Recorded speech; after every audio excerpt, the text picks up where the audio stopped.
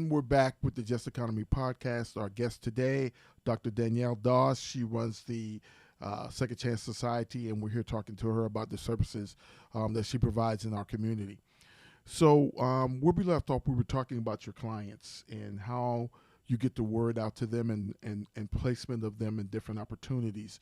And you're not just providing employment, right? Are there other services that you help provide? So all of our services are employment related. So Gotcha. it's either Okay. removing a barrier and helping to access training or connecting to additional resources depending on their individual needs. Has it been tough um, getting the clients to stick with the program? No, because I think our focus on removing barriers makes the service quick. But I think that individuals, when they realize that, you didn't take me through a ton of hoops and frustrate the That's got to process be in a key to them. way Hmm. that just by meeting you, I was able to get my need met. And then now that my need is met, the next time that I have some success in my life, whether or not I need something, I'm gonna go talk to Second Chance Society. So we have people. I had this story sent to one of our inboxes about 6 months ago, and it was a story of a man that Second Chance Society and the staff at that time helped to have a hand up, helped him with some tools. He was staying in a shelter, needing some support getting tools for work. And then now he's living in an entire new state, is the owner of a auto body mechanic Oh shop wow. doing amazing things. And and this story was completely unsolicited, right? But he remembered when Second Chance gave him a hand up and how that was a catalyst for his growth and his stability and just being in a state of thriving today. So we don't have really any issues with people reaching out. Many times clients will say, oh my gosh, I can't believe you purchased me a uniform and it's new. Like, you didn't send me somewhere to go pick it off of a rack of used clothing items. And they say, I'm going to come back. I'm going to give back because you gave me a chance. I want to help give someone else a chance. And they'll walk through the door with $15 to donate, right? Which is, helpful to help the next person. So it's not always that they come back with a need. Sometimes they're coming back with a thank you or, hey, can I please donate because you gave me a chance and I want to do that for another person. And that's what we all want to see. We want to see those success stories. You're not going to be able to help everyone. I'm sure you try. We all wish that It's you true. know that's my thing. If I had all the power in the world, it would be that all the organizations could help every single person, and it would all be successful. But I live in the real world, and I understand that it can't always be that way. But to have someone come back and tell you what the job how you help them, how you help serve them, how it changed their life, and to donate $15 is huge for a person like that that says, that have enough intestinal fortitude to say, you know what, if it wasn't for Second Chance Society, I would not be here today. Let me go back and try as little help as I can give. Let me try to give that help. Do you also use them as volunteers? Are some of the folks that come back who you served been volunteers for the community? Oh, absolutely. Yeah, they come back in different forms. And so we have had volunteer outdoor projects, and we have a group of guys from a sober home that will do some monthly maintenance for us and plucking up weeds and, snipping the trees to make sure they look manicured on the lawn. We have clients that will come back and volunteer at our events to, help with registration table and things like that. So, absolutely. They find ways to give a hand up when they can. Well, these are the type of things that I need. I've served on many boards and chaired many boards, and one of the things that I always suggest or try to put into place is that we put somebody on the board who was actually served by the organization, Mhm. because they can best tell us, you know, what it is that we're doing wrong, what are we doing right, how can we expand services, can we do what we can do to fill gaps like you're doing right now.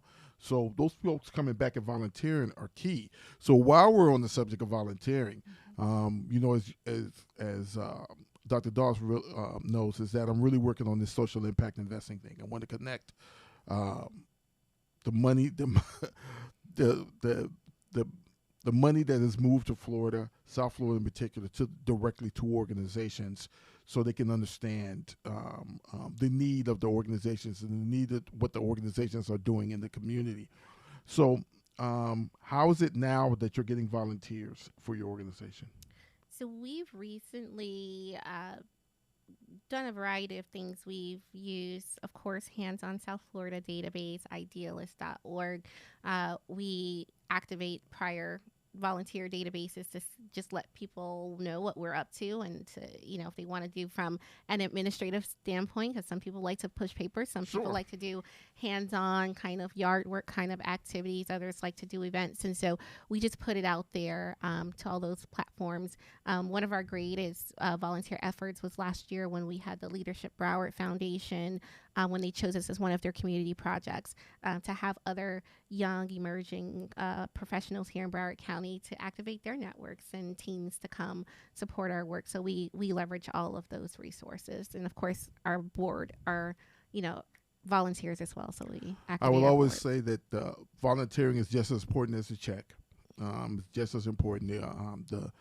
The social impact organizations do a lot in the community, and they're always stretched very, very thin, trying to solve all our issues and problems that we have in our communities. And volunteers are key to ensuring that we continue to be able to provide those services. So it's important that you volunteer. Again, it's just as important as writing a check, maybe even more so in some cases. Absolutely. Can I tell you this, which I don't know if you know? Second Chance Society, when it was founded, was largely volunteer run. Actually, the executive director who ran it for 20 plus years, she was a volunteer. She Really? did not take Okay. a salary. And so at the point that the organization was in transition, needed new leadership, needed a new team, it was decided, because of the level of services that our clientele needed, that we needed to bring on staff who were certified and qualified to do the work in the programmatic area. But there is a space always for volunteers. If you want to help, all you have to do is reach out and say, I want to help, and we find a way to activate your expertise and skill sets and strengths. And your expertise is definitely needed, Yeah. and I'm glad Second Chance Society is taking volunteers and using that services and using that brain thrust in order to ensure that those who have been less fortunate in our communities have an opportunity to shine. That's so important. So, Dr. Doss, my last question, and I ask everybody a question, so I don't want you to feel like the Lone Ranger. If I gave you all the power in the world, what would you do with it? It could be personal or professional, or both. So if I had that kind of power, I would take the opportunity to make opportunity more accessible than obstacles. That is what I would do with that power. Wow. Okay. Because all of us, right? We all have the ability to change, to grow, to thrive. And we're greater than the mistakes that we've made in our past or than our worst day that's ever happened to us. And so, what I find in the social service sector is that greater collaboration is needed, systems change is needed to really simplify our processes, to make it less frustrating to access help when someone who is in critical need needs it. And so, yeah, if we can make opportunity more accessible than obstacles, then I think I've leveraged that power well. Oh, thank you, Dr. Doss. I can Yeah. tell you this. I ask that question every time. This is our 37th episode, and I'm so grateful that everybody comes with a different answer. No two answers have been the same, and that's the great thing about it, is that the more answers we have, the more places we can tackle these issues. But I really Absolutely. like that. Thank you so much. Our guest today has been Dr. Danielle Doss. She's the executive director at the Second Chance Society. So give us your email, your website, and everything, how we can contact you. If you'd like to volunteer, engage, donate with Second Chance Society, you can reach us at www.secondchancesociety.org. You can also email us at help@secondchancesociety.org, or simply call us at 954-763-5999. When you call, we will answer. Oh, thank you, Dr. Doss.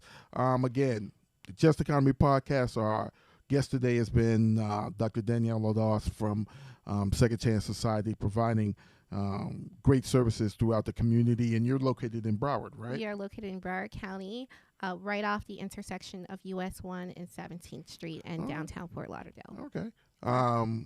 Easy to get to. Yeah. So, again, thank you, Dr. Doss. Again, this has been the Just Economy Podcast.